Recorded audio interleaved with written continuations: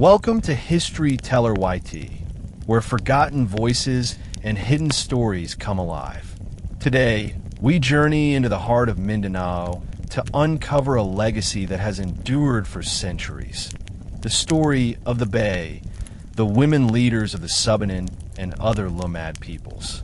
While most of Philippine history celebrates kings, colonizers, and external rulers, here we focus on the wisdom of indigenous women whose authority has shaped culture, politics, and spirituality. From the ancient rituals of the Subanen to the celebrated leadership of Bay in Natloan of Bukidnon and Bay Beki Barrios of Agusan del Sur, to the peace weavers of the Talendig, the Bay stands as a cultural mother, a guardian of tradition, and a keeper of peace. In this 2-hour history, you'll discover how women's leadership survived colonization, adapted to modern challenges, and continues to inspire new generations. This is not just history. It is a living testament to resilience, balance, and identity. Stay with us, because once you hear their story, you'll never see leadership the same way again. Long before the arrival of foreign influences in Mindanao, the Lumad peoples lived in complex yet harmonious communities where leadership was not seen as domination, but as service. Among the Subanen, Manobo, Bukidnon, and Talendig, leadership emerged naturally from kinship ties, wisdom, and the ability to maintain peace. Unlike many centralized kingdoms, these societies were decentralized, organized in clusters of families and clans that followed customary laws known as batasan. The heart of governance was always balance. Balance between humans and nature, between men and women, and between authority and responsibility. Within this cultural fabric, the role of the Datu and the Bay developed as complementary institutions. The Datu, often a male leader, was tasked with external relations, warfare if necessary, and representing the community in alliances. The Bay, by contrast, symbolized the nurturing strength of womanhood, ensuring that decisions reflected harmony, justice, and spiritual integrity. For the Subanen in particular, oral tradition tells of the Bay as a cultural mother, one who does not simply occupy a symbolic seat, but actively participates in the survival of the tribe. She mediates disputes among families, oversees the roles of women in rituals, and is consulted whenever conflict threatens the community. Her authority was not coercive, but persuasive, grounded in respect and trust. Anthropologists have noted that in many Subanen villages, no decision by the Timue or Datu was considered final without the voice of the Bay. This early system of governance reveals a profound truth often forgotten in mainstream Philippine history. Indigenous communities did not relegate women to passive roles, but saw them as integral partners in leading society.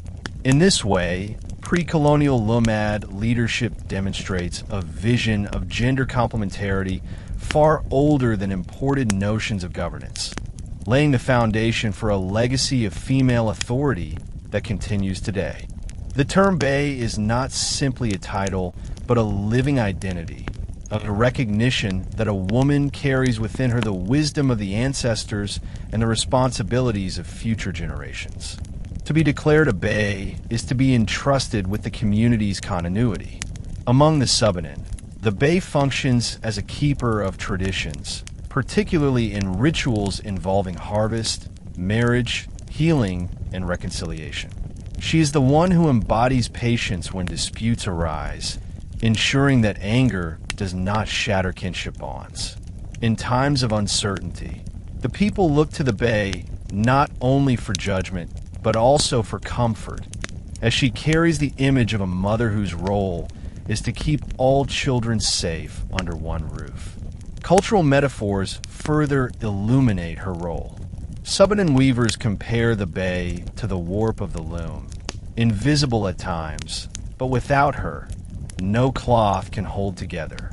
The songs and chants performed during rituals often include praise for women leaders, recalling ancient heroines who mediated peace among warring clans or who preserved sacred objects of the tribe.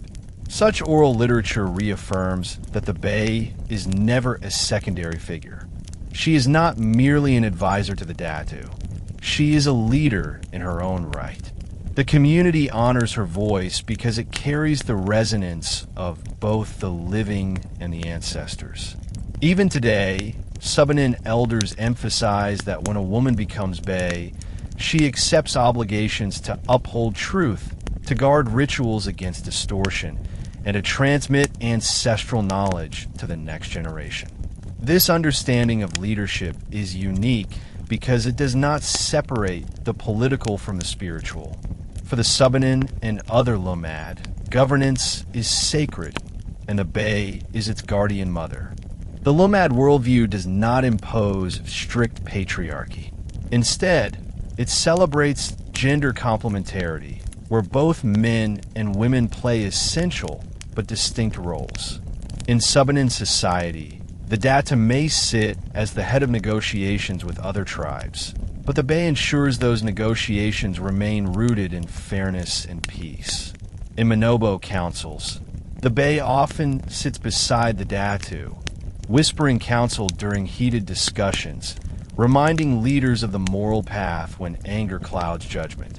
In Bukidnon traditions, the famous ritualists like Bae in Natluan demonstrate how women led entire communities in ceremonies that affirm cultural identity.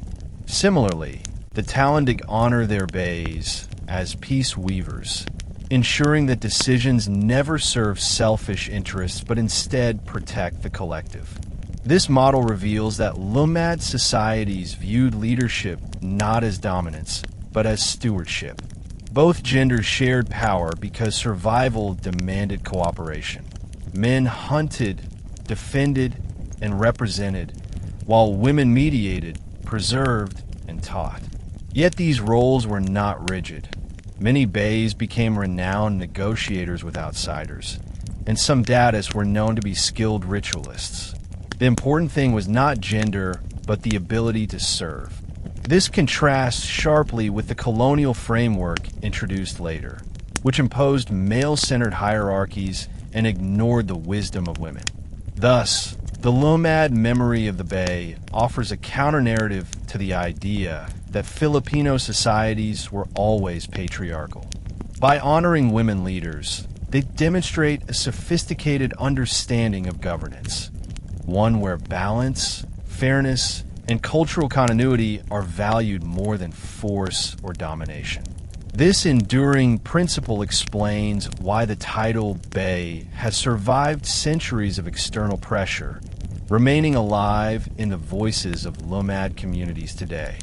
When we imagine Mindanao before the arrival of Islam and Christianity, it is essential to set aside the image of scattered, primitive tribes that colonial narratives often portrayed.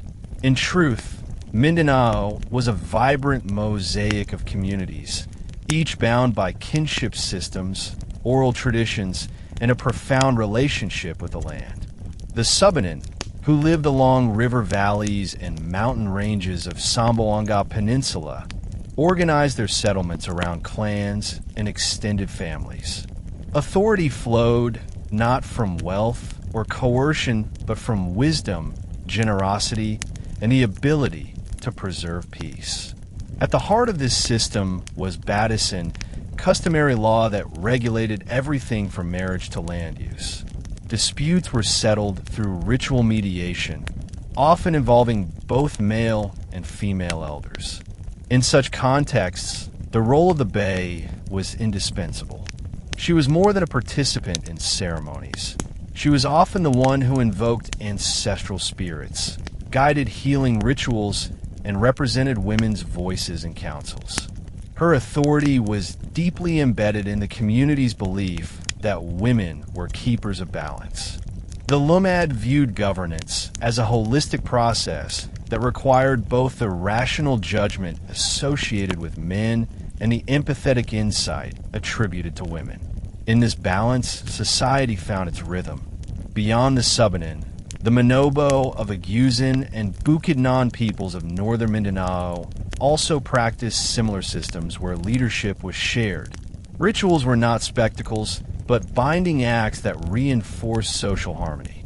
Through these practices, pre-colonial Mindanao nurtured a governance model that was less about hierarchy and more about interconnectedness. A model where the Bay stood as a living reminder that leadership without compassion was incomplete. Pre-colonial Lumad societies were not only political units. They were sacred spaces shaped by cosmology. The Subanen, like many other Lumad peoples, believed that the world was inhabited by unseen spirits, Dawata, who governed rivers, forests, and mountains. To live in harmony, communities had to respect these spiritual beings through rituals led by elders. Women, particularly Bays, were entrusted with sacred responsibilities because they were perceived as closer to the life-giving powers of nature. Their roles as mothers, healers, and mediators positioned them as channels between the human and spiritual worlds. During harvest festivals, for example, the Bay would lead chants to thank the Dawata for bountiful crops. In times of sickness, she prepared offerings and recited prayers believed to restore balance between body and spirit. Oral traditions recall stories of ancient Bays who calmed warring clans by invoking the authority of ancestors, reminding people that violence dishonored the spirits who protected their land. This intertwining of governance and cosmology reinforced the Bay's authority because she was not only speaking as a community member, but as a bridge to the sacred. Her words carried the weight of unseen forces, making her role both political and spiritual. Such practices show that leadership in pre-colonial Mindanao cannot be reduced to simple political structures. It was embedded in cosmological beliefs where women had indispensable roles. The Subanen viewed the Bay not only as an advisor to the Timue, but also as a protector of spiritual harmony. Without her voice, the community risked angering the spirits, which could bring famine, disease, or conflict. Thus, the role of Bay was fundamental to survival itself, binding the community to both the visible and invisible dimensions of life. The memory of pre-colonial Mindanao is also filled with stories of women as mediators of peace. Conflicts over land, marriage, or alliances were inevitable in communities where resources were shared and honor was prized. In such disputes, the Bay often stepped forward to negotiate reconciliation. Unlike the Datu, whose role could involve enforcing justice or defending the community, the Bay's power lay in her ability to persuade, to soothe anger, and to propose compromises that preserved kinship ties. Oral histories collected among the Subanen recount instances where Bays prevented blood feuds by reminding disputing clans of their shared ancestors. They used songs, chants, and symbolic rituals such as the sharing of betel nut or weaving together strands of cloth to signify unity. These acts reveal a different model of leadership, one rooted in relational authority. The Bay was not feared, but respected because she embodied fairness and maternal care. Her leadership transcended gender stereotypes, proving that authority was not confined to physical strength, but also to moral influence. This complementarity ensured that governance remained balanced. While the Datu represented firmness, the Bay represented compassion. Together, they embodied a complete vision of justice. In a larger context of Lumad societies, women's role as mediators ensured the survival of communities against internal divisions. Unlike colonial systems that later prioritized coercion and written laws, the Lumad relied on consensus and ritual mediation, processes in which women were central.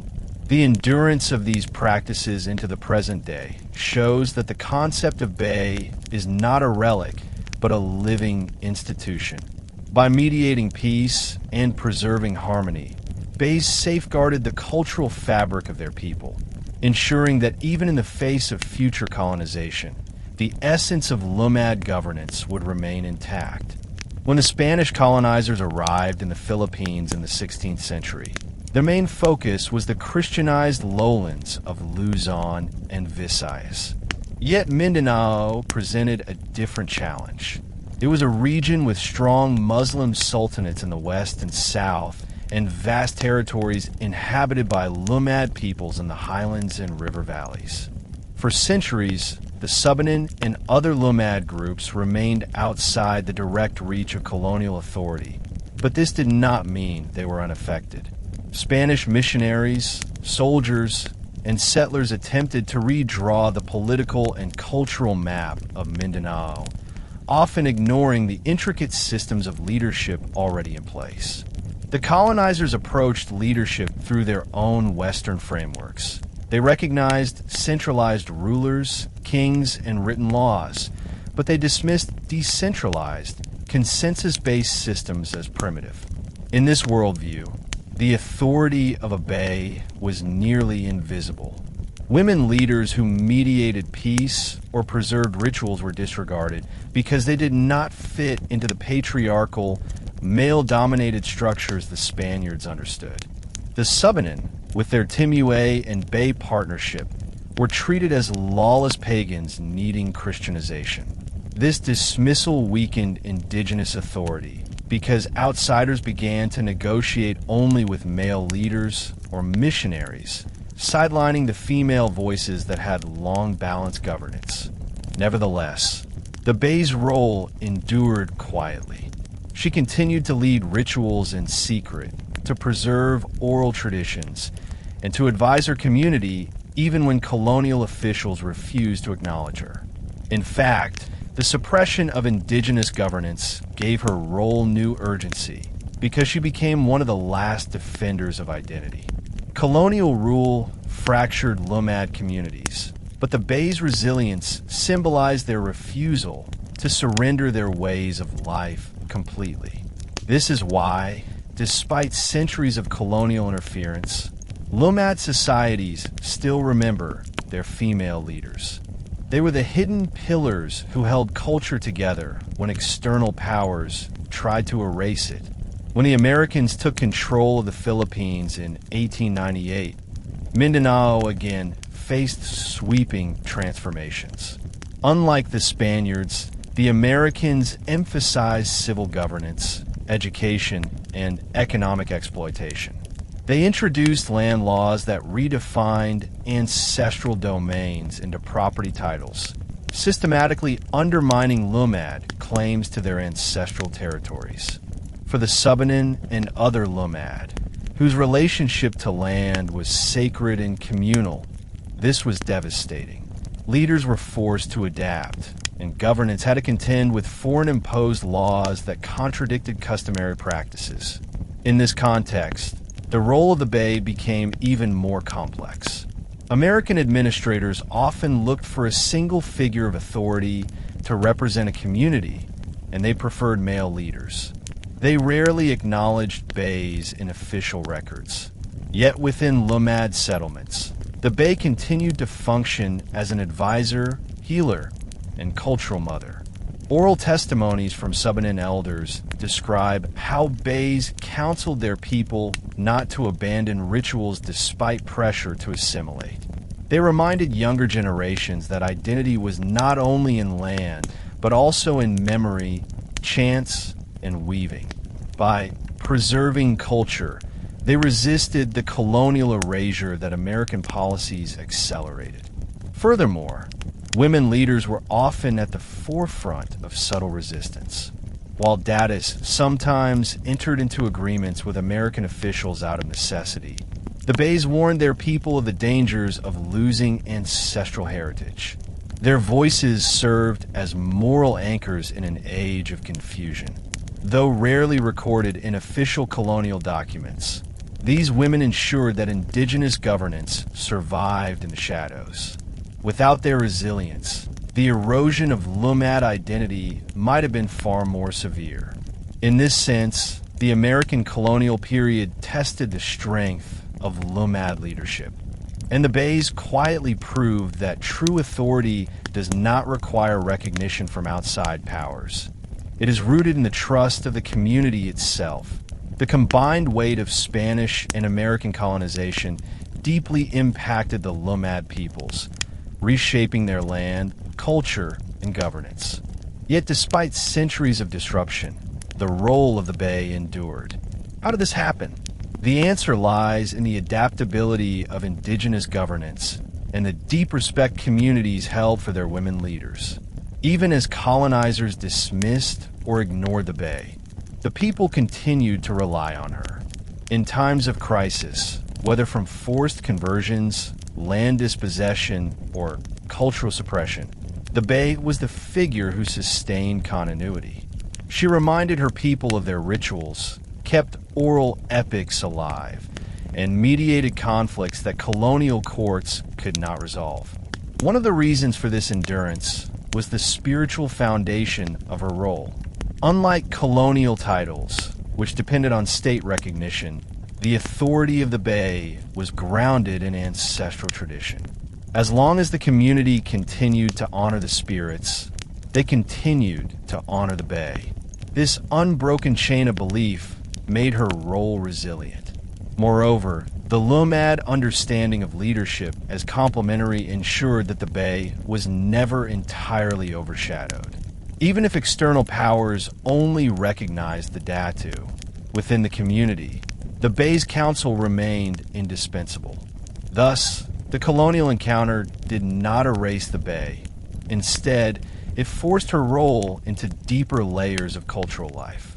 She became a symbol of survival, carrying traditions that external powers could not see or control. When we study the Subanen and other Lumad today, we see that the endurance of their culture owes much to the unseen labor of Bays during colonial times. They were the silent guardians of memory, ensuring that the thread of identity was never cut. Their survival proves a larger truth: indigenous governance, though marginalized by colonial frameworks, remained alive because women leaders safeguarded its heart.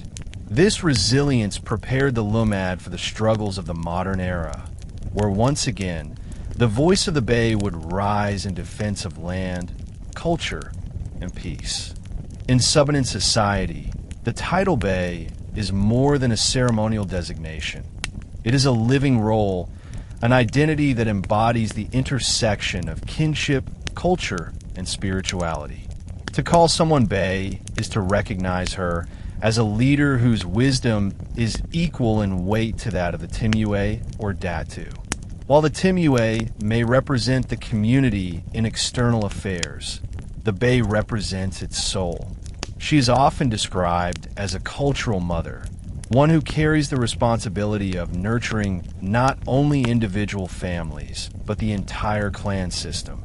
This maternal leadership is not symbolic alone.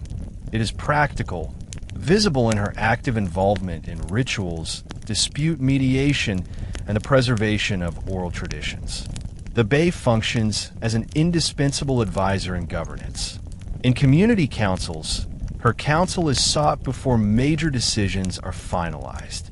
For example, if disputes arise between clans over land or inheritance, the Timue may call for a gathering, but the Bay's voice often determines the course of reconciliation. She is valued for her ability to remind disputing parties of kinship ties and ancestral obligations, urging peace over vengeance. Her authority extends into the spiritual dimension as well. In Subanen cosmology, harmony between humans, nature, and spirits is essential for survival.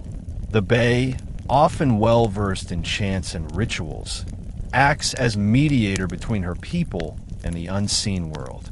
She ensures that decisions made in governance are also acceptable to the spirits who guard rivers, mountains, and fields. This balance of political and spiritual responsibility gives the title Bay a profound depth. She is not simply an advisor standing behind a male leader.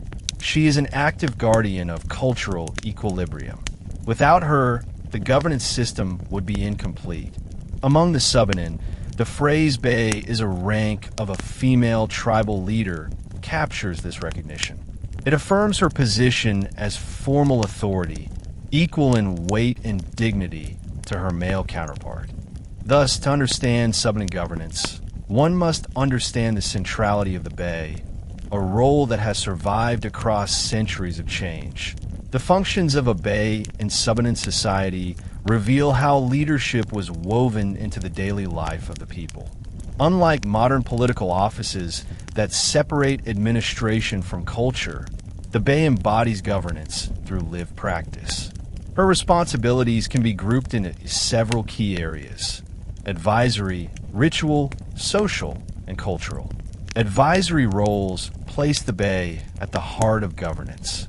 When the Timuay deliberates on community matters, whether about land boundaries, marriage alliances, or responses to external threats, the Bay provides counsel.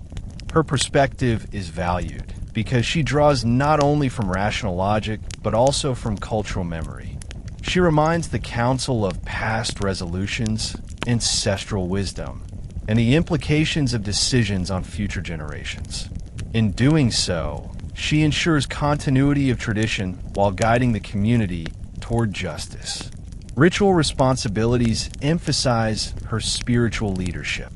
The Bay leads women's participation in ceremonies that honor the spirits, particularly during harvest festivals or rituals of healing. She organizes offerings, chants sacred verses, and teaches younger women how to perform these roles. In these acts, she maintains the rhythm of cultural life, ensuring that rituals remain authentic and connected to ancestral roots. Socially, the Bay is a mediator of peace. When conflicts arise between families, she is often the first to intervene, speaking gently but firmly to restore harmony. She embodies the principle that peace must be preserved within the kinship web, for unresolved anger can fracture the community. Culturally, the Bay is a guardian of oral traditions, weaving, and music. Subanen epics, dances, and weaving patterns are often passed through women, and the Bay ensures that these practices do not vanish under external influence. She trains younger generations, making her role not only about the present, but also about safeguarding the future. These functions demonstrate that the Bay's leadership is holistic. She is not limited to advising or rituals alone, but encompasses all aspects of community life. Through her, governance becomes an act of nurturing, a way of living that sustains the Subanen identity in every season of history. Recognition of the Bay's authority among the Subanen is formalized through community acknowledgement. Unlike imposed colonial systems, leadership titles in Lumad societies are not granted by external rulers, but confirmed by the community itself. A woman becomes Bay not through conquest or inheritance alone, but through a process of recognition, where her wisdom, integrity, and capacity for mediation are tested over time. Elders observe her conduct, her knowledge of rituals, her ability to maintain peace, and her willingness to serve. Once the community is convinced, she is honored with the title of Bay, a role that carries lifelong responsibility. The Sindangan Subanen explicitly affirm this recognition by declaring, Bay is a rank of a female tribal leader.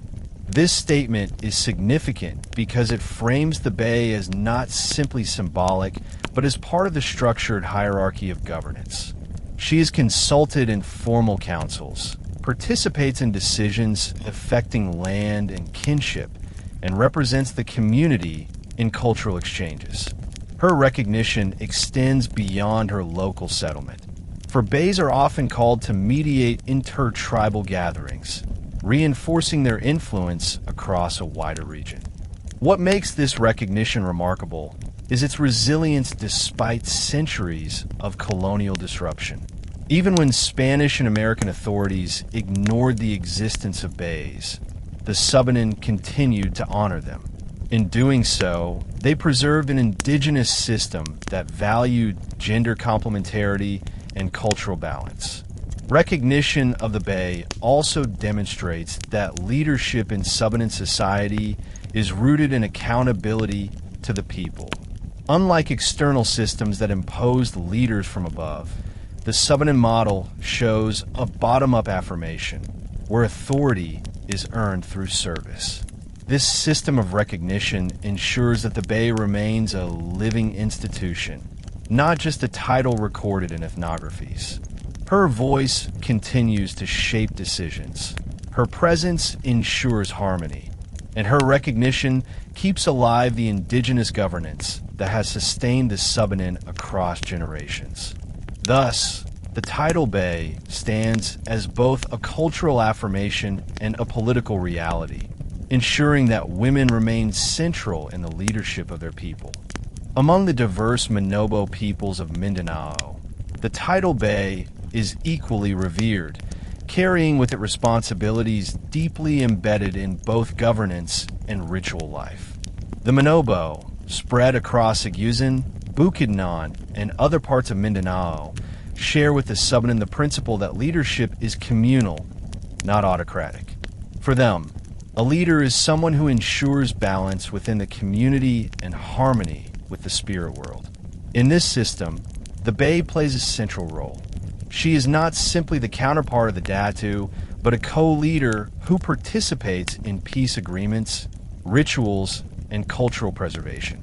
Historical accounts and oral traditions describe the Bay as indispensable in times of conflict. For instance, when rival clans threaten war, the Bay is often called upon to mediate. Her presence softens negotiations, as she represents not just political authority, but also maternal wisdom. She brings to the table reminders of kinship ties, shared rituals, and the consequences of disunity. Her ability to speak with moral authority often prevents escalation of violence. In modern times, one of the most celebrated figures is Bay Becky Barrios of Agusan del Sur. Known for her peacemaking work, she has mediated tribal disputes and represented Manobo interests in dialogues with government institutions. Her leadership demonstrates that the role of Bay is not confined to the past, but continues as an essential component of Lumad governance today. In ritual contexts, the Bay among the Manobo leads women's participation in ceremonies that honor the spirits. She is entrusted with ritual objects, chants, and songs passed down through generations. Without her guidance, rituals lose their power and authenticity. This intertwining of spiritual and political authority ensures that the Bay is not peripheral, but foundational to the Manobo worldview. Her leadership affirms that among the Lumad, governance cannot be separated from culture, and culture cannot survive without women at the center in Bukidnon society. The role of the Bay reaches extraordinary visibility, especially through festivals and rituals that affirm cultural identity. Perhaps the most renowned example is Bay Inatlawan, whose leadership and ritual expertise have become symbols of Bukidnon identity. She is often remembered for her central role in the Camulan Festival, a gathering of the 7 tribes of Bukidnon. Here, the Bay leads rituals that bless the festival, invoking ancestral spirits to safeguard unity and abundance.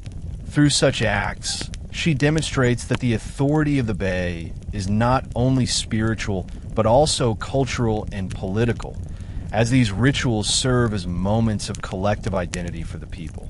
The functions of the Bay in Bukidnon communities mirror those of her counterparts among the Subanen and Manobo, but with added ritual intensity. She is entrusted with sacred chants, Ulajing and Panyaluye, that recount epics of the ancestors. These chants are not merely artistic expressions, but encode laws, ethics, and cosmology. The Bay's role as a custodian of oral literature makes her an irreplaceable guardian of tradition. In addition, she mediates disputes, often working with the Datu to ensure that decisions reflect not only fairness but also ancestral will.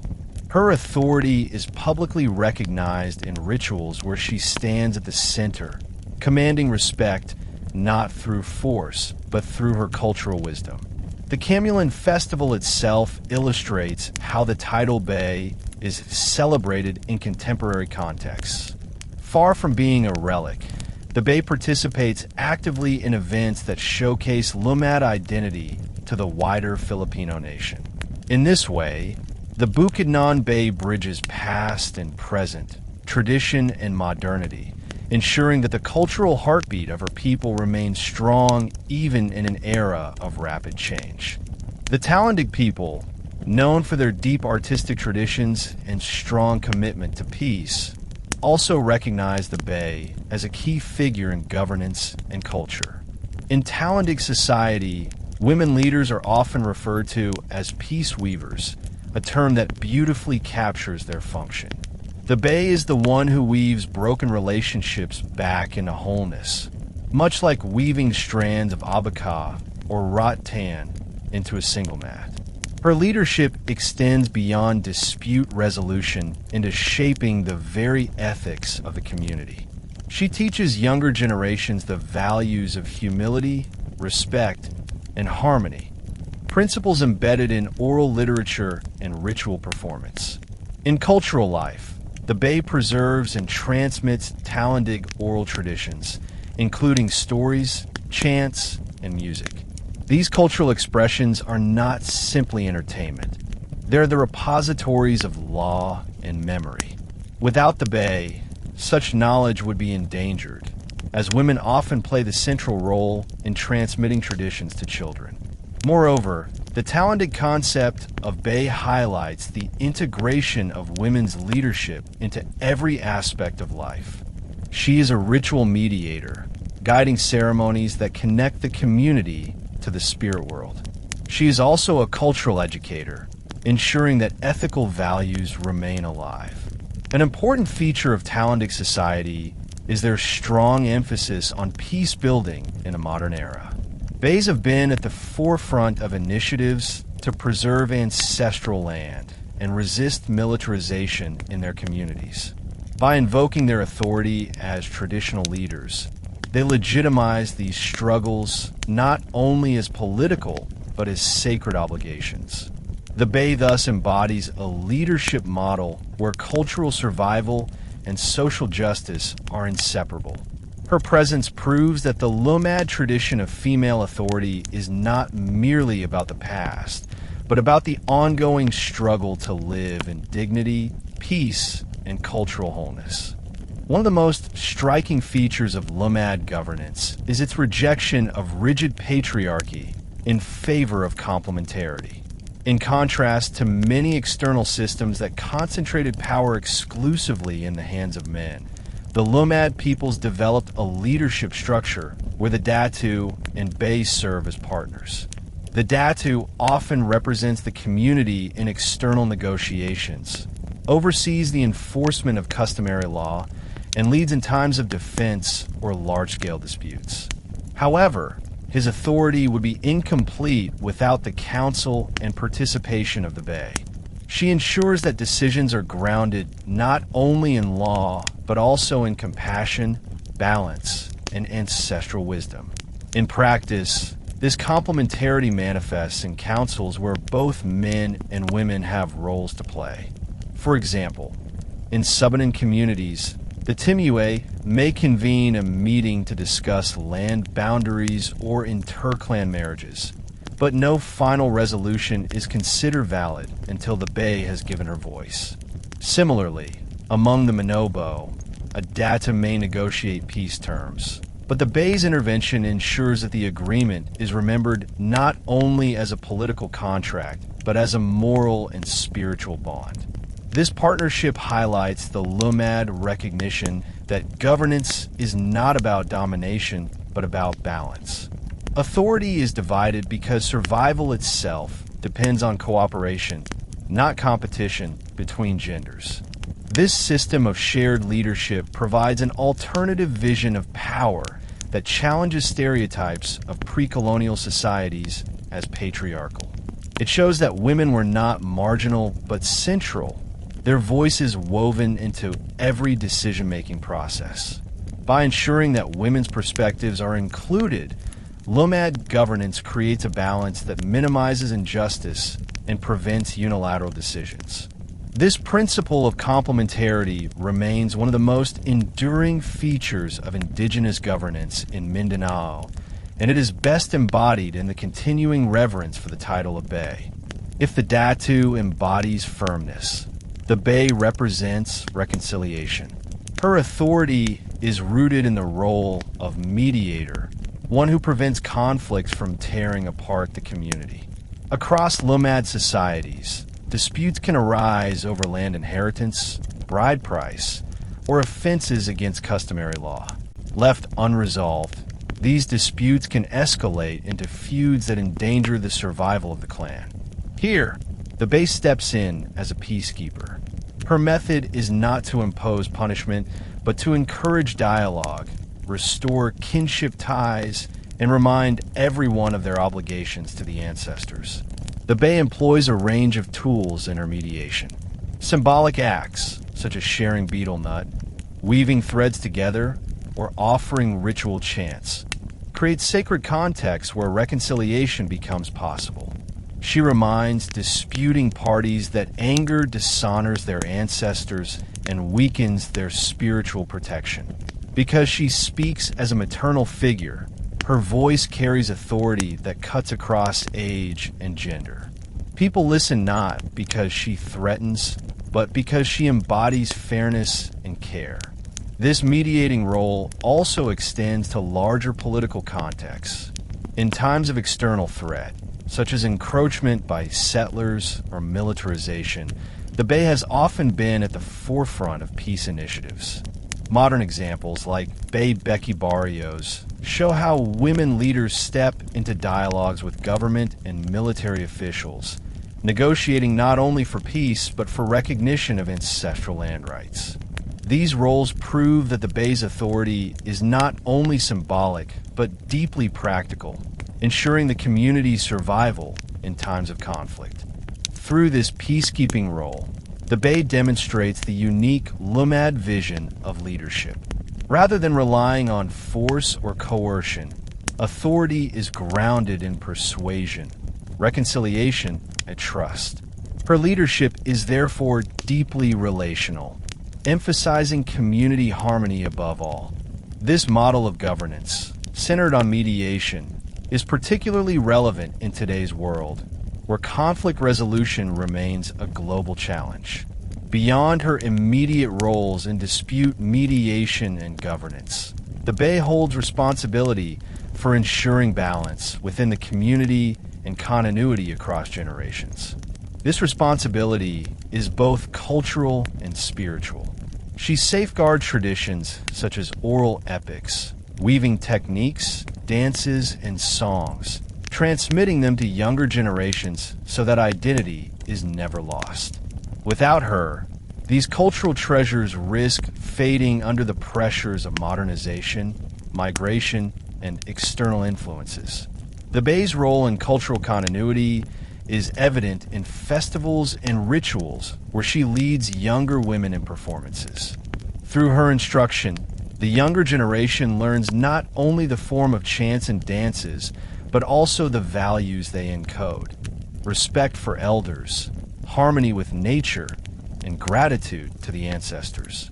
In this way, the Bay ensures that culture is not fossilized, but lived, reinterpreted in every generation while remaining faithful to its roots. Her responsibility for balance also extends to gender relations within the community. By embodying authority as a woman, she affirms that leadership is not confined to men, countering patriarchal attitudes that may seep in from external systems. She shows that women can lead without abandoning their cultural identity, offering a model of empowerment that is deeply indigenous. This balance between governance, culture, and gender relations makes the Bay a cornerstone of Lumad society. She is not merely a figure of the past, but a living institution whose relevance continues in the present.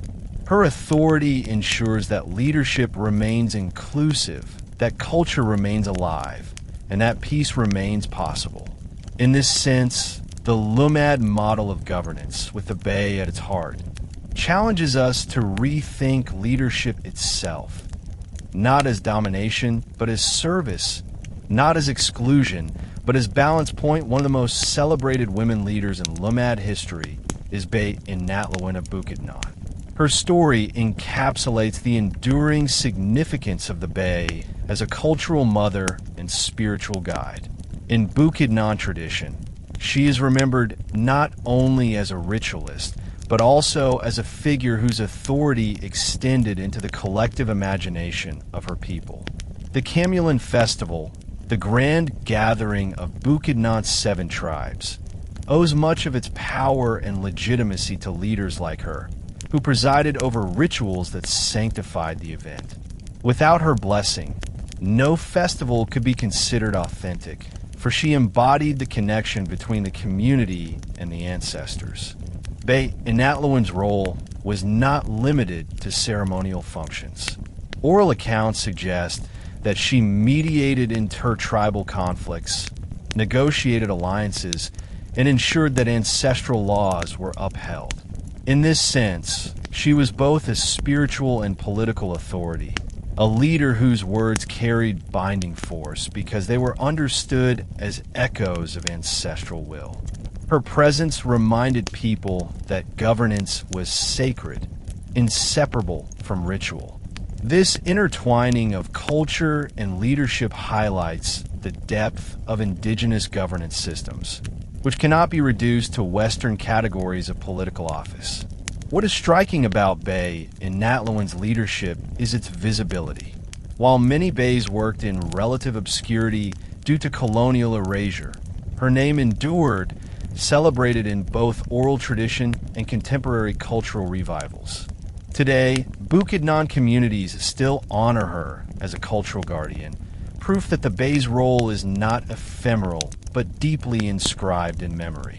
By preserving rituals and mediating peace, she safeguarded Bukidnon identity at a time when external pressures threatened to dismantle indigenous lifeways. Her case illustrates how the authority of a Bay could transcend generations, leaving a legacy that continues to inspire cultural resilience in the present. Another modern example of the Bay's enduring relevance is Bay Becky Barrios, a respected Manobo leader from Agusan del Sur. Unlike historical figures whose influence is recorded mainly in oral traditions, Bay Becky's work is visible in contemporary peace processes, advocacy, and dialogues with state institutions. She has become widely known for mediating tribal peace agreements, demonstrating how traditional authority remains vital even in today's political landscape. Her leadership reflects the adaptability of the Bay institution. While her ancestors may have focused primarily on rituals and kinship-based disputes, Bay Becky has had to engage with modern challenges: land rights, militarization, and government recognition. She represents her community in dialogues with agencies such as the National Commission on Indigenous Peoples, NCP, asserting Lumad claims to ancestral domains. In these contexts, her authority as Bay is indispensable. She speaks not only as an individual, but as the living voice of her people's traditions. Government officials recognize her because the community itself affirms her legitimacy. What makes her leadership particularly remarkable is her role in bridging 2 worlds, the indigenous and the modern state. She embodies continuity with ancestral traditions, leading rituals and invoking spirits during peace processes, while also mastering the language of contemporary governance and law. This dual ability allows her to safeguard her people's rights while ensuring that their cultural identity is not lost in translation. Through her example, we see how the title of Bay is not confined to the past. It evolves to meet the demands of history, adapting to modern contexts while retaining its essence as cultural motherhood and mediation. Bay Becky's story is proof that Indigenous governance is not static. It continues to evolve, and women leaders are at the forefront of this transformation. Her work shows that the authority of the Bay remains as crucial today as it was centuries ago, especially in struggles for peace and justice. Beyond individual figures, entire groups of Subanen women elders deserve recognition as embodiments of the Bay's role. These women, often unnamed in historical records, serve as custodians of oral literature, dances, weaving patterns, and rituals that form the backbone of Subanen cultural identity. Their leadership is not always formalized with titles, but their authority is unmistakable. Within their communities, they're sought after for guidance in conflict resolution, ritual performance, and cultural instruction. Their role becomes especially significant in the face of external pressures such as migration, development projects, and assimilation into mainstream society. Subanen women elders often stand as the last line of defense against cultural erosion. By teaching chants to younger generations, by preserving epic stories like the Gumen, and by passing on weaving techniques that encode clan histories, they ensure that Subanen identity remains vibrant. These acts may not always be visible to outsiders, but they are vital forms of leadership. In addition, these elders act as mediators of peace within and between clans. Oral accounts describe how they calm disputes by invoking kinship ties, reminding younger generations of obligations to their ancestors. Their voices carry weight not because of formal recognition from the state, but because of the respect they command within their communities. In this sense, their leadership reflects the purest form of Indigenous authority, rooted in service, cultural continuity, and spiritual integrity. While history books may not record their names, the Subanen themselves recognize their women elders as true leaders. They are the silent pillars who keep the culture alive, proving that the role of the Bay does not always require public recognition to be real. Their authority is inscribed in memory, song, and practice, ensuring that even in the absence of external acknowledgement, the cultural heart of the Subanen continues to beat strongly. The passage of Republic Act 8371, also known as the Indigenous Peoples' Rights Act, IPRA, of 1997, marked a historic milestone in the recognition of Lumad governance systems, including the authority of women leaders. For centuries, colonial and post-colonial governments dismissed or undermined the authority of the Datu and the Bay, preferring to impose Western-style political frameworks that centralized power in male-dominated offices. IPRA changed this trajectory by formally acknowledging that Indigenous leadership, traditions, and decision-making systems must be respected by the state. It recognized that ancestral domains are not just lands, but sacred territories intertwined with identity, culture, and governance. For women leaders like the Bay, IPRA offered an unprecedented affirmation. The law explicitly stated that Indigenous political structures must be respected and that leaders, regardless of gender, should be recognized based on community validation. This meant that Bays, who had long been disregarded in official records, were now given formal legitimacy under national law. More importantly, IPRA highlighted the right of communities to self-govern, which meant that Bays could exercise authority without external interference, provided that their legitimacy came from the people themselves. The significance of this recognition cannot be overstated. For the first time, the Philippine state formally admitted that its centralized governance system was not the only valid form of authority. By recognizing indigenous leadership, it also recognized women's authority embedded in those traditions. This created new avenues for Bays to assert their voices in national dialogues on peace, land rights, and cultural preservation. IPRA thus became both a shield and a platform, protecting indigenous leadership from erasure while amplifying it in broader political arenas. For Subanen, Manobo, Bukidnon, and Talindig Bays, the law affirmed what their people already knew, that their authority was real, valid, and essential. The National Commission on Indigenous Peoples, NCP, created as part of IPRA's implementation, issued Administrative Order No. 1 in 1998. This order became critical in ensuring that the recognition of indigenous leadership was not merely symbolic, but rooted in authenticity.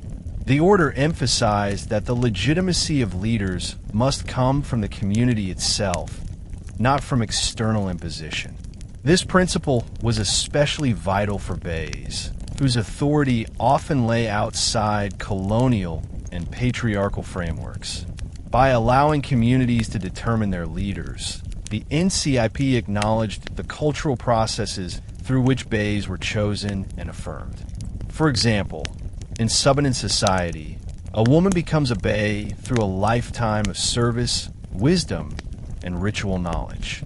Her recognition is based not on elections or external approval, but on the community's acknowledgement of her moral authority.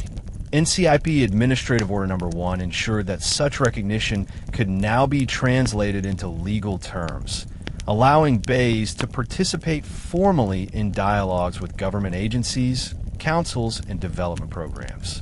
This empowered them to safeguard their communities against exploitation, particularly in matters concerning ancestral domains. However, the order also posed challenges. Some communities struggled with how to balance traditional recognition with state requirements for documentation and validation. In some cases, external pressures led to the appointment of leaders more aligned with government interests than with indigenous traditions. For Bays, this was both an opportunity and a test. Those who were deeply rooted in their traditions had to navigate bureaucratic processes without compromising their authenticity.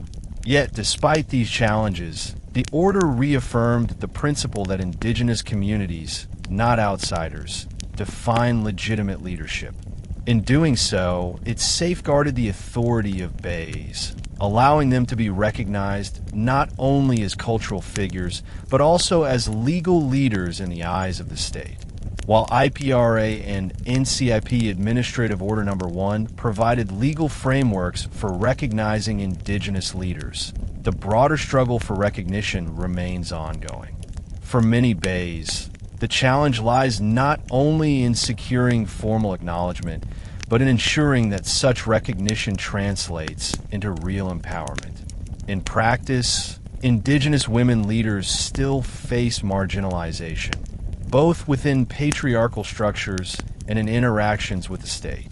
Their voices are sometimes tokenized, invited into consultations without being given real decision-making power.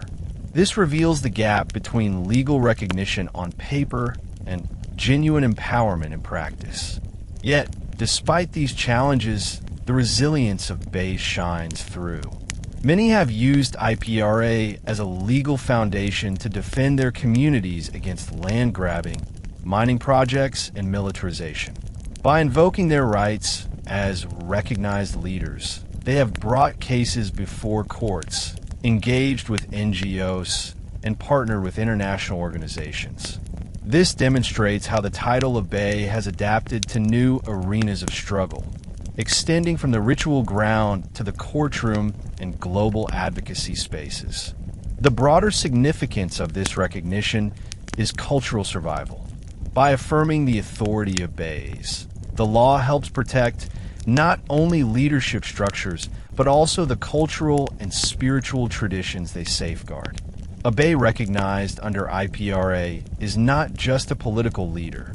She is also a guardian of epics, rituals, and sacred sites. Her empowerment, therefore, ensures that the continuity of culture is defended alongside political rights. Ultimately, the legal recognition of Bays reflects a turning point in Philippine history, a move toward embracing pluralism in governance. It acknowledges that indigenous systems, long dismissed by colonial and national powers, are vital to the nation's fabric.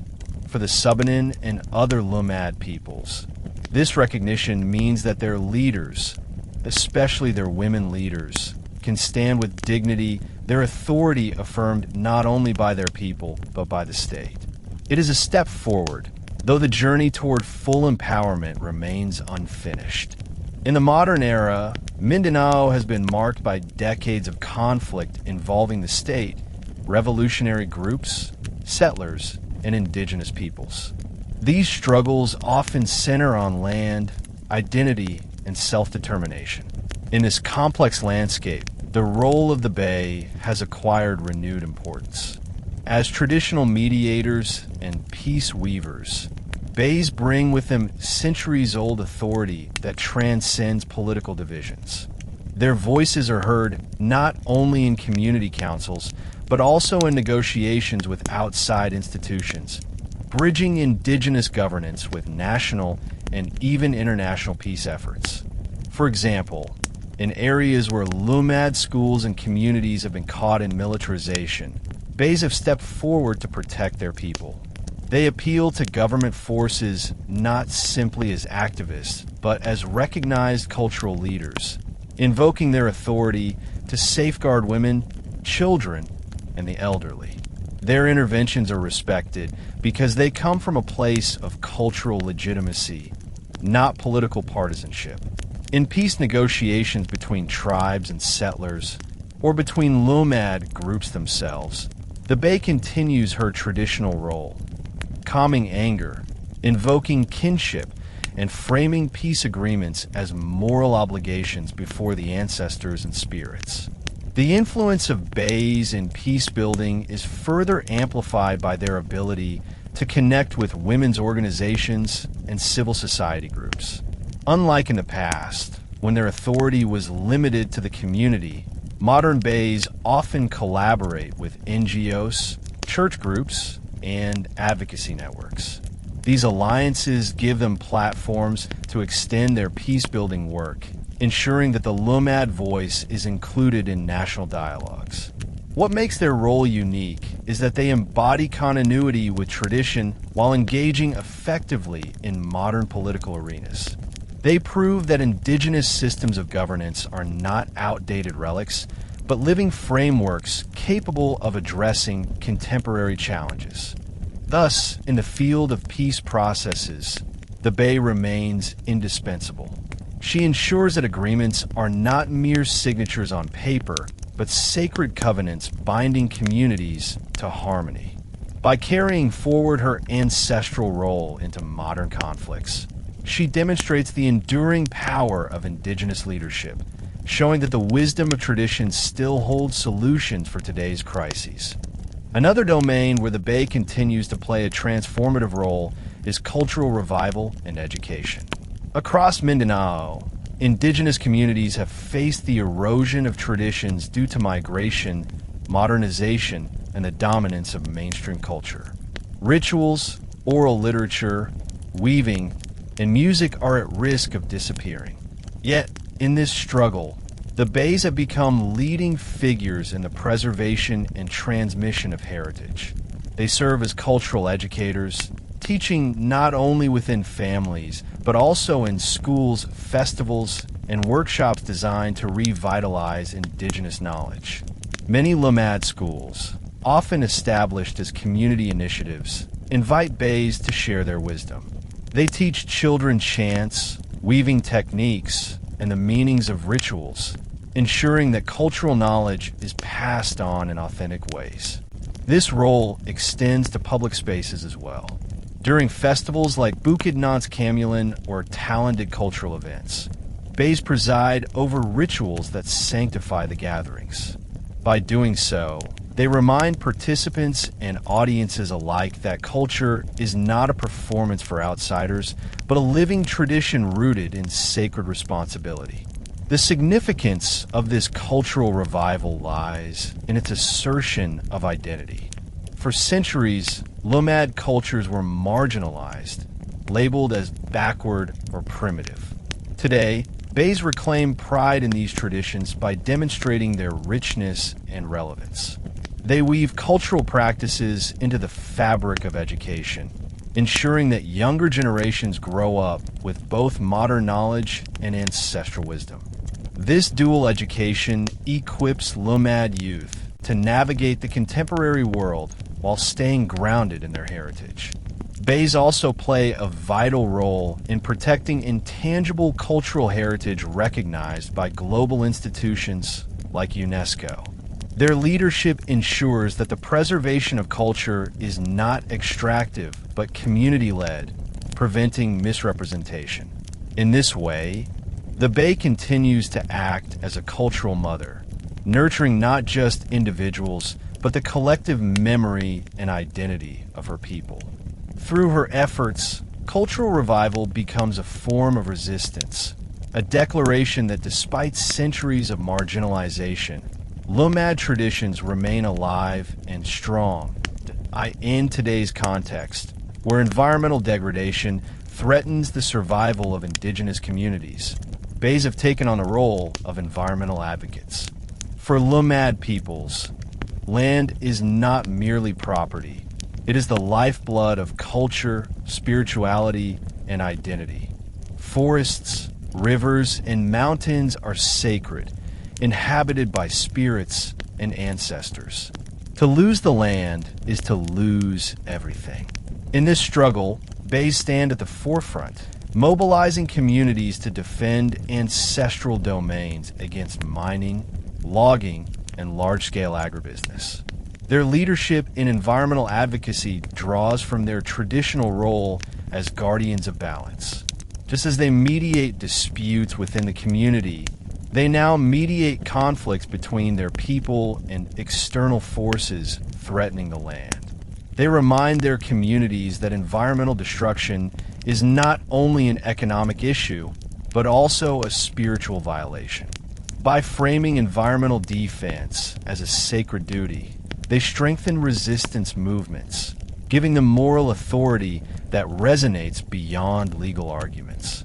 Some Bays have become vocal leaders in anti-mining campaigns, organizing rituals to protest destructive projects and invoking ancestral spirits to protect the land. These rituals serve both spiritual and political purposes. They reaffirm the community's connection to the land, while sending a powerful message to outsiders that indigenous people will not surrender their heritage.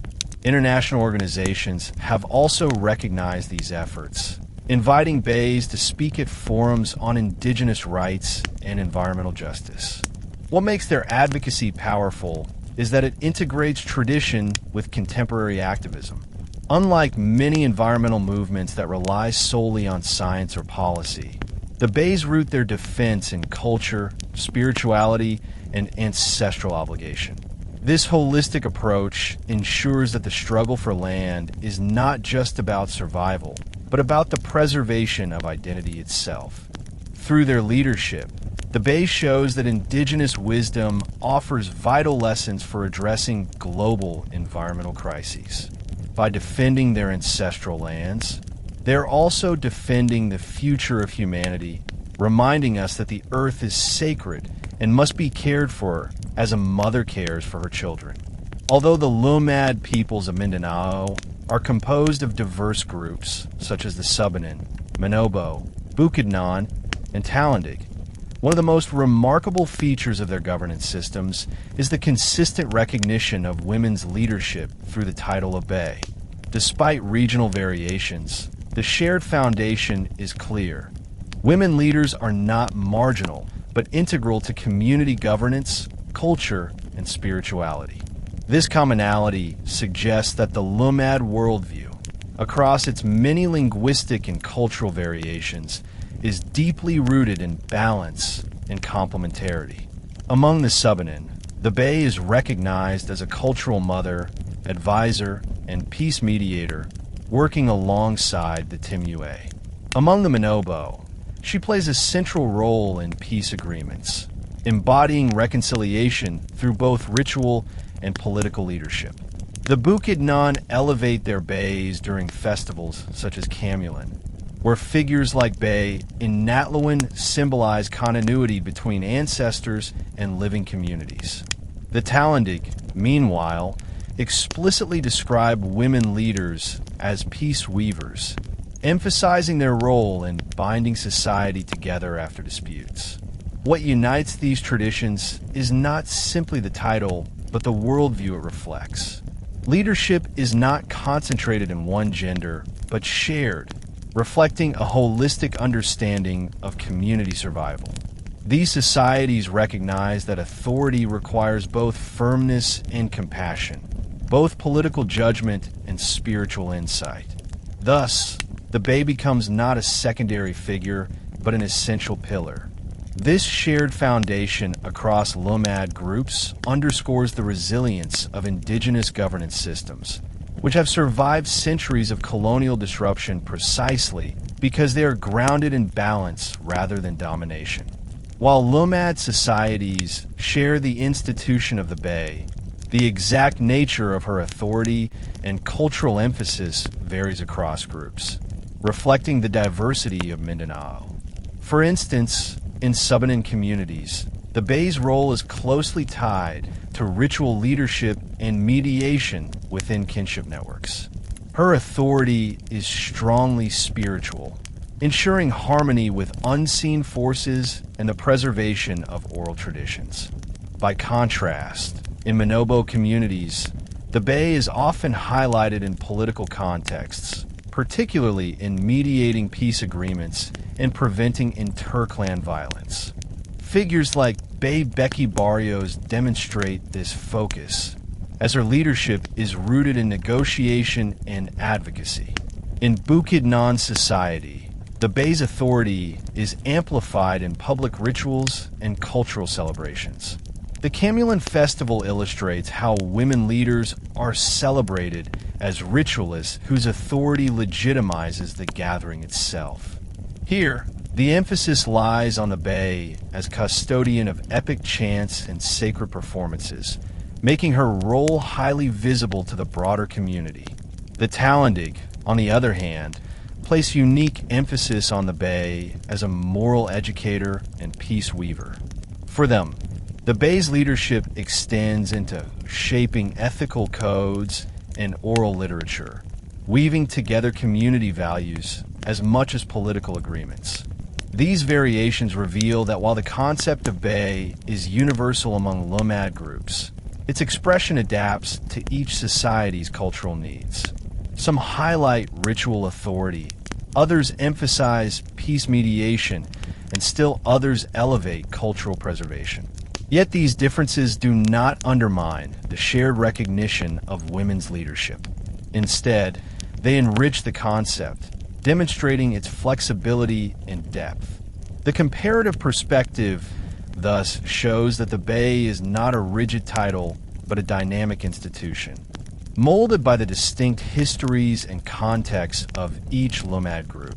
When comparing the Bay across Lumad societies, what emerges most clearly is the spirit of leadership that transcends specific roles or titles. Whether she is a ritualist in Bukidnon, a peace negotiator among the Manobo, or a cultural mother among the Subanen, the essence of the Bay is the same. She embodies peacekeeping, tradition-keeping, and cultural continuity. Her leadership is holistic, encompassing governance, spirituality, and education. She does not separate political authority from cultural responsibility, because for the Lumad, leadership is never fragmented. It is always woven into the fabric of life. This spirit of leadership contrasts sharply with colonial and modern frameworks that tend to compartmentalize governance into politics, religion, and culture. The Bay resists such fragmentation by embodying all these dimensions simultaneously. Her authority is persuasive rather than coercive, relational rather than hierarchical. She leads by embodying values, compassion, fairness, harmony, that resonate deeply with her people. This explains why her role has endured despite centuries of marginalization. Even when external systems ignored her authority, her community continued to honor her because she represented the continuity of identity itself. Comparing the Bay across Lumad groups also highlights the broader philosophical insight of Indigenous governance. Leadership must serve the community's survival, not personal ambition. In this worldview, women's authority is not exceptional but natural, because survival requires balance between genders, generations, and spiritual forces. Thus, the spirit of the Bay is not confined to one tribe or historical moment. It is a living institution that speaks to the universal human need for harmony and governance. For the Subanen, Manobo, Bukidnon, and Talendig, the Bay embodies the truth that leadership, at its best, is about nurturing life, preserving culture, and weaving peace. One of the most enduring legacies of Lumad societies is their vast treasury of oral literature. Epics, chants, songs, and stories that encode their cosmology, history, and ethical codes. Within this oral tradition, the Bay occupies a central role as custodian and transmitter. Unlike written cultures where history is preserved in documents, the Lumad rely on memory, performance, and storytelling to sustain their identity. In this framework, the Bay serves as a living archive, entrusted with chants that recount genealogies, myths, and laws. Her authority rests not only on her political and spiritual role, but also on her ability to preserve these narratives with accuracy and depth. For example, the Bukidnon epic chants known as Ulajing and Panuliye are often performed by ritualists, many of whom are Bays or women trained by them. These chants are not mere entertainment. They serve as repositories of law and history, instructing listeners on proper conduct, kinship responsibilities, and the community's relationship with the spiritual world. Similarly, the Subanen Gumin epic, preserved through generations, is safeguarded by women elders who embody the role of Bay. Through their recitations, these women ensure that the memory of ancestors is never lost, even in the face of cultural disruption. What makes the Bay's role unique is her authority as both performer and interpreter. When she chants, she does not simply recite words. She invokes ancestral presence, making the performance a sacred act. Her ability to recall epics is seen as proof of her wisdom, patience, and moral integrity. In many communities, the process of becoming a Bay involves demonstrating mastery of oral traditions, showing that leadership is inseparable from memory. Without her, the continuity of oral epics would be broken, and with it, the cultural fabric of the Lumad people. This makes her role as custodian of oral literature not just important, but essential for the survival of identity itself. Beyond oral literature, the Bay also serves as guardian of cultural arts, such as weaving, music, and dance. These artistic forms are not isolated crafts. They are woven into the very fabric of governance and spirituality. The act of weaving, for instance, is often a metaphor for leadership. Just as threads must be woven together to create a strong cloth, so must communities be bound by harmony and cooperation. The Bay, often skilled in weaving, embodies this metaphor in both practice and symbolism. She teaches younger women patterns that encode clan histories, spiritual symbols, and moral lessons. Each design carries meaning, making weaving both an art and a record of identity. Music and dance also fall under the care of the Bay. In many Subanen and Bukidnon communities, dances performed during rituals are led by women leaders. The Bay ensures that movements remain faithful to tradition, reminding participants that these dances are not for entertainment, but for communication with the spiritual world. Instruments like gongs and drums accompany chants, and the rhythm is often guided by her leadership. In this sense, she orchestrates not only the art, but the collective energy of the community. The Bay's role in these cultural arts highlights the holistic nature of Lumad governance. She is not limited to dispute mediation or ritual leadership. She is also a cultural artist whose creativity sustains the community. By transmitting weaving patterns, music, and dances, she ensures that culture is lived, not merely remembered. This continuity of art serves as a form of resistance against cultural assimilation. Even when external forces seek to erase Lumad identity, the arts survive because women like the Bay keep them alive. Her leadership, therefore, extends beyond politics into aesthetics, proving that governance in Indigenous societies includes nurturing beauty and creativity as vital aspects of communal life. Perhaps the most profound contribution of the Bay in oral traditions and cultural arts is her ability to use these forms as instruments of governance. In Lumad societies, oral literature is not only a record of the past, but also a guide for decision-making in the present. When disputes arise, the Bay often recalls stories or proverbs that illustrate moral lessons, using them to persuade disputing parties toward reconciliation. Oral traditions thus serve as a moral compass, and the Bay, as their custodian, becomes a moral arbiter. For example, when two clans dispute land boundaries, the Bay may recall an epic where ancestors resolved similar issues through dialogue rather than violence. By invoking this story, she frames the conflict within a cultural precedent, encouraging parties to act in accordance with ancestral wisdom. In this way, oral traditions become binding sources of law, and the Bay becomes their interpreter. Similarly, during rituals of peace, chants and dances led by the Bay symbolize reconciliation, reminding participants that their actions are witnessed not only by the community, but also by the spirits.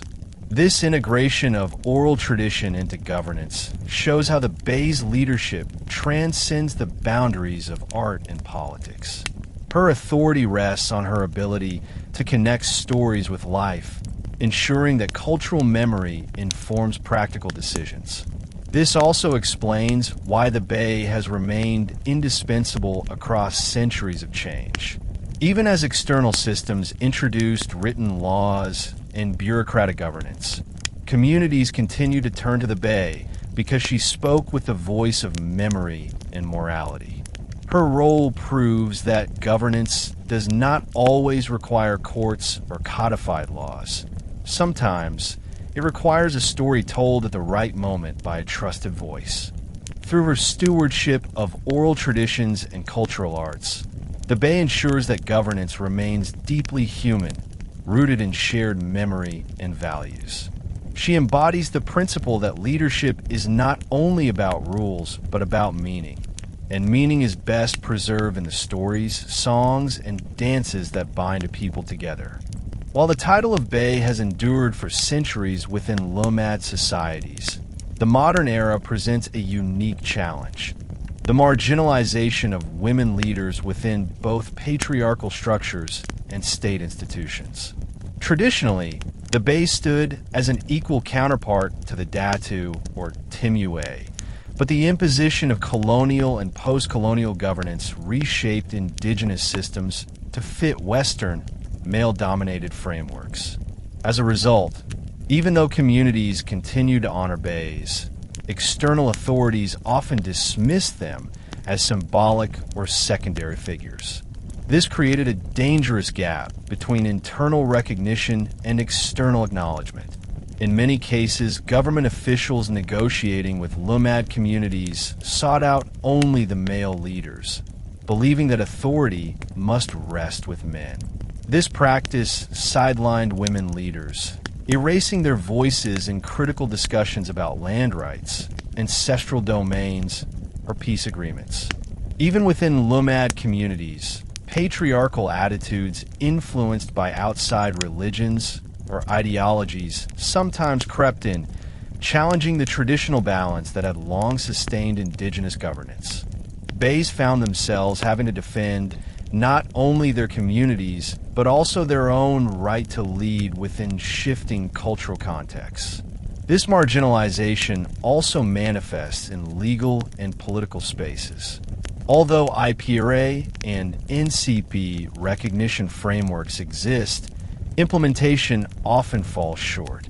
Bureaucratic processes favor those who can navigate paperwork, speak in state languages, or align with official structures. Skills not always accessible to Bays who remain rooted in oral traditions and ritual authority. As a result, their leadership, though legitimate within the community, is overlooked in formal decision-making. Yet, the persistence of Bays in these conditions speaks to their resilience. Many continue to assert their authority despite exclusion, reminding their people and the state alike that governance cannot be reduced to patriarchal norms. Their challenge is not simply to be recognized, but to ensure that indigenous governance retains its holistic nature, where both men and women hold power and balance. This struggle underscores the ongoing tension between indigenous traditions of equality and modern systems that still privilege male-centered leadership. Another set of challenges facing the Bay arises from the rapid modernization of Mindanao. Migration, urbanization, and the spread of mainstream education have altered the cultural landscape, placing immense pressure on traditional roles. Many young Lumad today grow up exposed more to the dominant Filipino culture than to their indigenous heritage. In this environment, the authority of the Bay as a cultural educator and ritual leader is often questioned or undervalued. For instance, weaving patterns, chants, and rituals once taught by Bays are at risk of fading as younger generations pursue livelihoods in cities or migrate due to economic hardship. While mainstream education equips youth with modern skills, it often sidelines indigenous knowledge, treating it as peripheral or outdated. This marginalization of tradition directly undermines the Bay's role, which is rooted in the preservation and transmission of cultural memory. When younger generations fail to see the relevance of rituals or oral traditions, the authority of the Bay is weakened. Migration adds another layer of difficulty. As Lumad families move to urban areas or are displaced by development projects, the communal setting in which the Bay exercises authority is fractured. Without a cohesive community to lead, her role as cultural mother becomes harder to fulfill. Even festivals and rituals that once bound people together are disrupted by geographical dispersal. Bays must therefore adapt, finding ways to continue their leadership in fragmented and often hostile environments. Despite these pressures, many Bays have embraced innovation. Some participate in cultural schools, where indigenous knowledge is integrated with modern education. Others use festivals and advocacy events to reconnect younger generations with their heritage. These efforts highlight the adaptability of the role. While modernization poses challenges, it also opens spaces for renewal. Still, the struggle remains formidable. The Bay must work constantly to demonstrate that her wisdom is not obsolete, but urgently relevant in an era of cultural erosion and displacement. Perhaps the most urgent challenge confronting Bays today comes from external threats such as large-scale mining, logging, agribusiness plantations, and militarization. These forces threaten not only the land, but also the cultural and spiritual foundations of Lumad life. For the Subanen, Manobo, Bukidnon, and Talandig, ancestral domains are sacred. They're not merely resources, but living landscapes inhabited by spirits and ancestors. When corporations or state projects encroach on these lands, the Bay is often among the first to rise in defense. This defense, however, comes at a cost. Women leaders who stand against mining or militarization face harassment, threats, and even violence. Some Bays have been labeled as rebels or troublemakers simply for protecting their communities. Militarization of Lumad areas often leads to displacement, with schools shut down and families forced to flee. In these conditions, the Bay's role as cultural mother becomes both more necessary and more difficult. She must hold her community together in the face of trauma, displacement, and fear. Development aggression also undermines the rituals and traditions that give the Bay her authority. When sacred mountains are mined or forests destroyed, the spiritual balance she is tasked to maintain is disrupted. This weakens not only the land, but also the cultural foundations of governance. Yet, many Bays have reframed their role in this struggle, becoming environmental defenders on both local and global stages. They lead rituals to protest destructive projects, organize campaigns to assert ancestral domain rights, and speak in international forums on Indigenous people struggles. This confrontation with powerful external forces demonstrates the evolution of the Bay's role. She is no longer only a mediator of kinship disputes, but also a frontline defender of Indigenous survival in the face of global capitalism and militarization. Her authority is tested daily, but it is precisely in these struggles that the strength of the Bay becomes visible. She proves that leadership rooted in tradition can adapt to confront the most pressing challenges of the modern era, even when those challenges threaten the very existence of her people. As Lumad communities continue to face pressures from land dispossession, militarization, and cultural marginalization, the role of the Bay has expanded beyond the confines of her immediate community. Traditionally, her leadership was centered on kinship, rituals, and conflict mediation within the tribe. Today, however, Bays have stepped into the national arena, becoming visible advocates for Indigenous rights across the Philippines. Their leadership is recognized not only within their ancestral domains, but also in spaces of dialogue with government agencies, civil society organizations, and even legislative bodies. This expansion has been made possible by the legal frameworks provided by the Indigenous Peoples' Rights Act, IPRA, and the efforts of the National Commission on Indigenous Peoples and CIP. While implementation remains uneven, these structures have allowed Bays to claim space in public discourse. Many now represent their people in formal consultations about development projects, ancestral domain claims, and peace negotiations. For example, during hearings on mining concessions or the establishment of Lumad schools, Bays often speak with authority, reminding government officials that their legitimacy comes not from the state, but from centuries of tradition and community recognition. Their advocacy at the national level often emphasizes three core issues: land rights, cultural preservation, and peace. Bays argue that land is not negotiable because it sustains both material life and spiritual identity.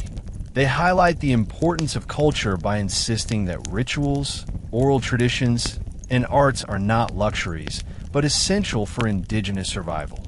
Finally, they bring to the table their traditional role as peace weavers, offering perspectives on reconciliation that go beyond military solutions.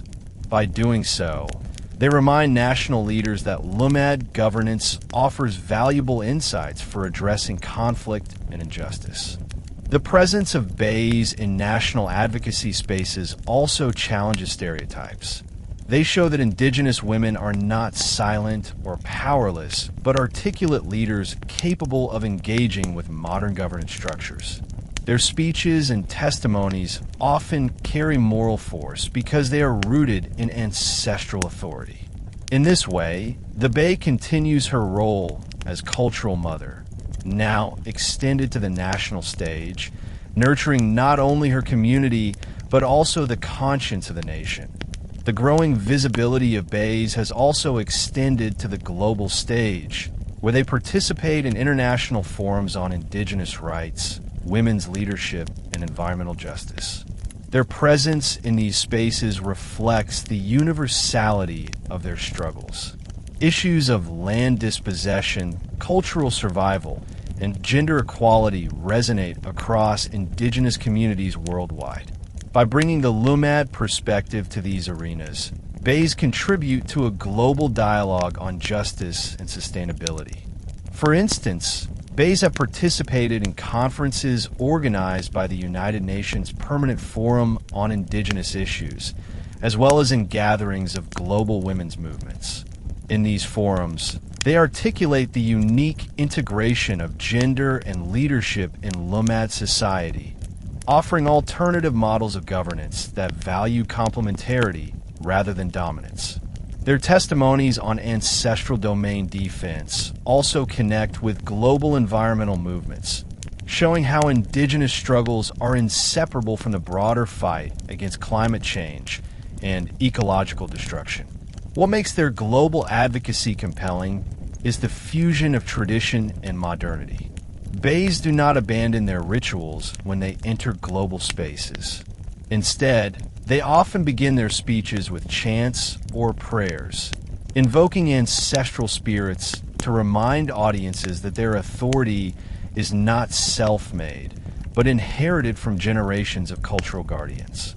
This blending of ritual and political advocacy challenges Western notions of leadership, presenting a holistic vision where governance, spirituality, and culture are inseparable.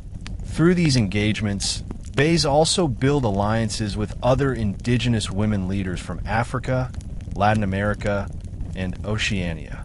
They share experiences, strategies, and rituals, creating solidarity that transcends geography. This global networking strengthens their local struggles by giving them international visibility and support.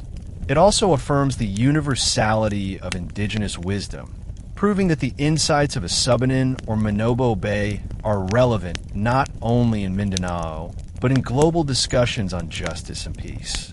While Bays have made significant strides in national and global advocacy, their participation is not without challenges. One of the main obstacles is the gap between cultural legitimacy and institutional recognition.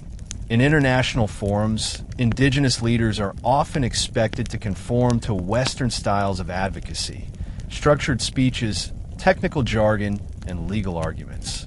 For Bays, whose authority rests on oral traditions, ritual invocations, and cultural narratives, this expectation can be alienating.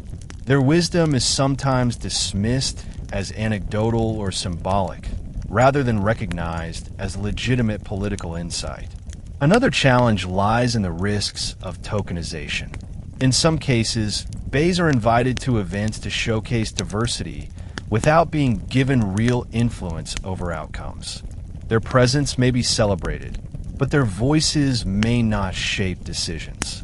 This reflects broader patterns of inequality in global advocacy, where indigenous women are valued for their symbolic power but marginalized in substantive discussions. For Bays, navigating these dynamics requires resilience and strategy. Many respond by grounding themselves firmly in their communities, ensuring that their advocacy remains accountable to the people they represent. Despite these challenges, advocacy spaces also present opportunities. By stepping into national and global arenas, Bays amplify their struggles, attract allies, and secure resources for their communities. They also redefine what leadership means on the world stage, proving that governance rooted in tradition has a place in modern politics. The image of a Bay chanting an epic at the United Nations or leading a ritual in a global women's conference is powerful. It demonstrates that Indigenous knowledge is not confined to villages but has global relevance. These opportunities also create pathways for younger generations. As Bays engage in advocacy, they inspire Lumad youth to embrace their heritage and pursue leadership.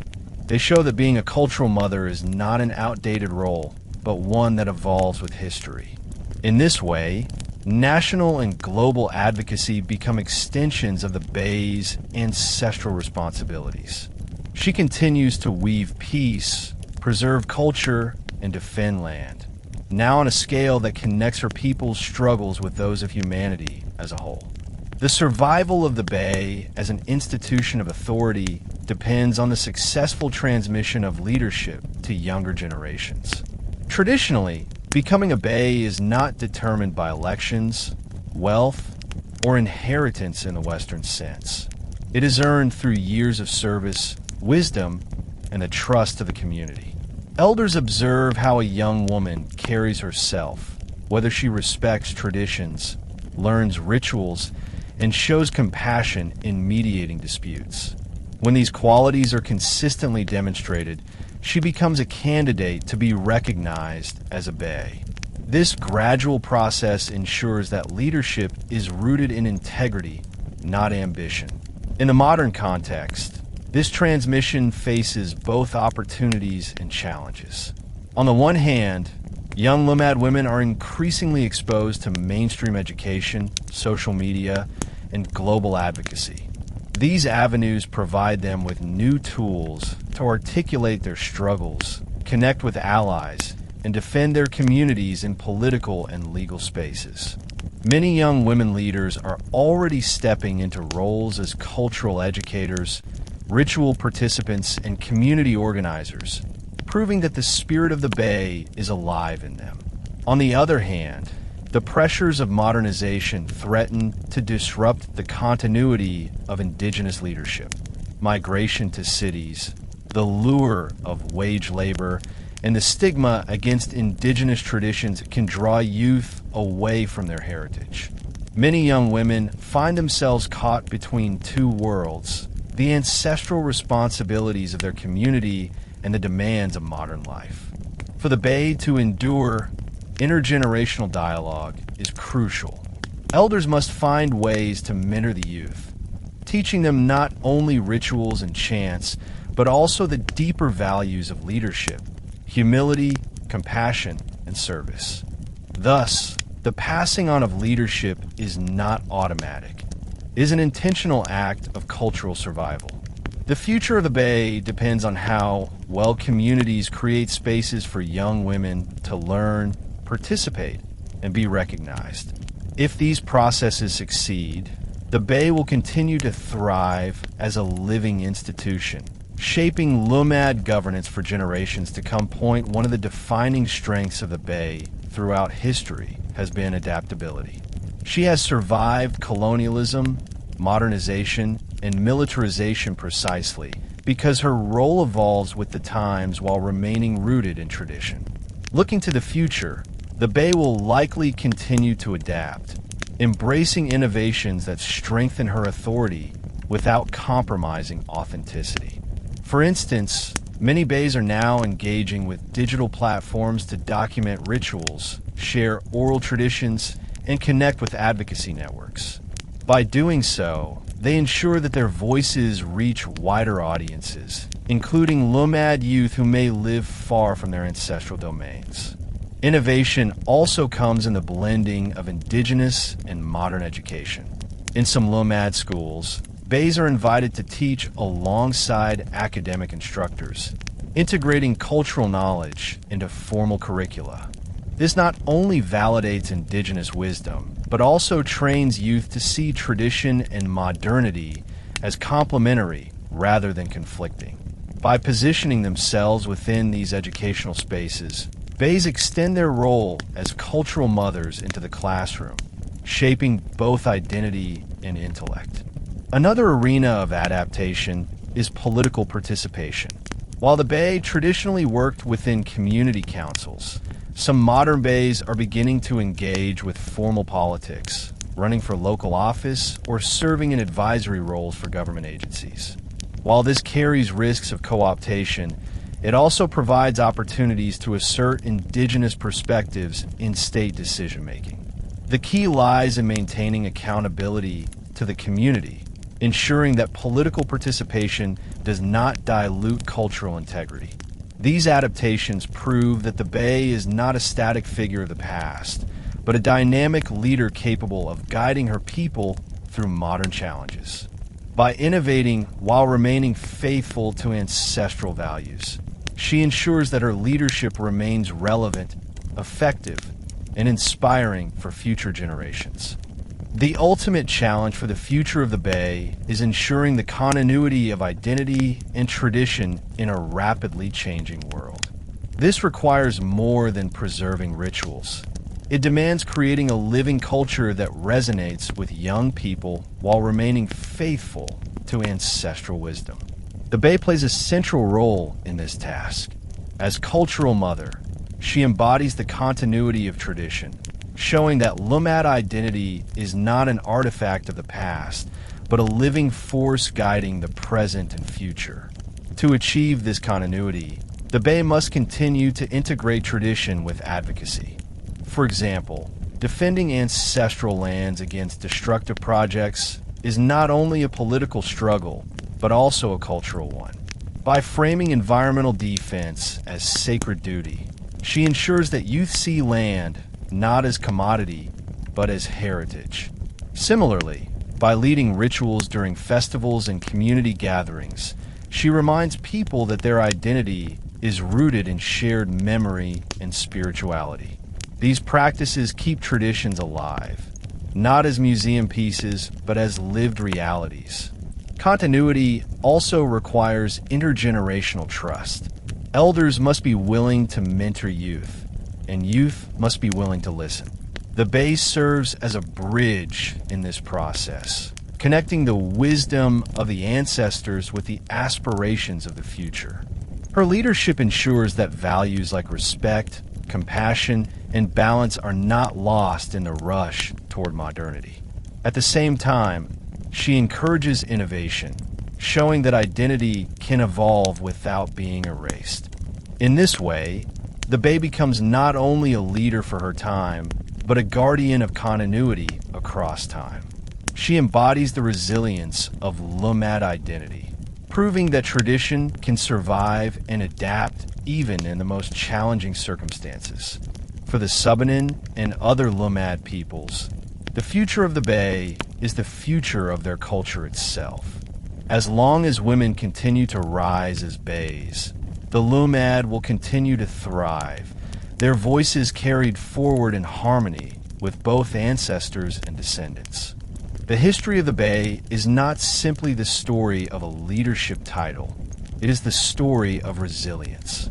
From pre-colonial times, when Lumad societies flourished with their own systems of governance, to the disruptions of Spanish and American colonization, to the challenges of modernity, the role of the Bay has remained a constant thread. She is the weaver of harmony, the mediator of disputes, the custodian of oral tradition, and the guardian of ancestral land. Her persistence across centuries demonstrates the resilience of Indigenous governance itself. What makes the Bay such a powerful symbol of continuity is her ability to embody both tradition and adaptation. In the past, she mediated conflicts between clans using rituals, chants, and kinship obligations. Today, she does the same, but also engages in peace talks with government officials, environmental campaigns, and global advocacy. In both contexts, the essence remains unchanged. She works to preserve balance, peace, and identity. This adaptability explains why her role has endured while so many other Indigenous institutions were weakened or erased. The Bay survives because she represents not only authority, but also cultural motherhood, a role that resonates deeply across generations. Her resilience also reflects the broader survival of Lumad identity. Despite centuries of marginalization, displacement, and stereotyping, Lumad communities remain alive. Their rituals still practiced, their epics still sung, their festivals still celebrated. At the center of this survival stands a Bay. She embodies the strength of women who have refused to let culture die, even when external systems dismissed or silenced them. By keeping traditions alive, she has ensured that Lumad peoples remain rooted in their ancestral wisdom while navigating the challenges of modern life. In this sense, the Bay is not just a leader for her people, but a symbol of resilience for all humanity, showing how identity can survive against overwhelming odds. The enduring legacy of the Bay carries with it a moral lesson about leadership itself. In a world where leadership is often equated with domination, coercion, or the pursuit of personal power, the Lumad tradition offers a radically different vision. Here, leadership is relational, rooted in service, balance, and cultural continuity. The Bay embodies this moral lesson. Her authority does not come from wealth or coercion, but from trust, wisdom, and the ability to nurture harmony.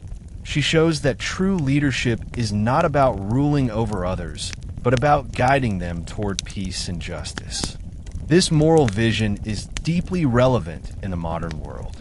As societies struggle with inequality, environmental destruction, and political violence, the Lumad model of leadership reminds us that governance must be holistic. It must integrate politics with culture, spirituality, and community well-being. The Bay's role as peace weaver demonstrates that sustainable governance cannot rely on force alone. It requires reconciliation, compassion, and respect for the sacred. Her role as custodian of tradition shows that progress cannot mean erasing heritage. It must mean carrying it forward into new contexts. For Lumad youth and for broader Filipino society, the moral is clear. Leadership must be inclusive, balancing male and female authority, and it must be accountable to both people and ancestors. The Bay's enduring presence proves that societies can thrive when they honor both genders equally, when they preserve culture alongside development, and when they see land not as a commodity, but as a sacred inheritance. This is the lesson of the Lumad. Leadership is service, culture is power, and identity is survival. As we close this journey into the history and meaning of the Bay, it is important to see her not only as a figure of the past, but as a living promise for the future. The Bay continues to stand at the center of Lumad struggles for land, culture, and peace. She is visible in community schools, teaching children chants and weaving patterns, in festivals leading rituals of gratitude, in negotiations protecting ancestral domains, and in global forums speaking for Indigenous rights. Her legacy is therefore not static. It is being written every day by women leaders who carry the title with dignity and courage. The enduring legacy of the Bay challenges us to rethink our understanding of leadership. It calls us to value compassion as much as strength, balance as much as decisiveness, tradition as much as innovation. For the Lumad, the Bay ensures that their identity will not be lost, that their children will grow up knowing who they are, and that their ancestors' voices will continue to echo in the present. For the wider world, she offers a model of leadership rooted in care, reminding us that the future depends on how well we honor the wisdom of the past. This legacy is also a call to action. It urges governments to respect Indigenous leadership, to recognize Bays not as symbolic figures, but as legitimate authorities. It calls on civil society and educators to integrate Indigenous perspectives into national narratives. Most importantly, it calls on young Lumad women to embrace their heritage with pride knowing that their ancestors prepared them to carry the mantle of leadership. The future of the Bay is the future of Lumad culture itself, resilient, adaptive, and alive. In the end, the story of the Bay is the story of survival. It is the story of how women leaders preserve identity in the face of colonization, resisted erasure under modern pressures, and continue to inspire their people today.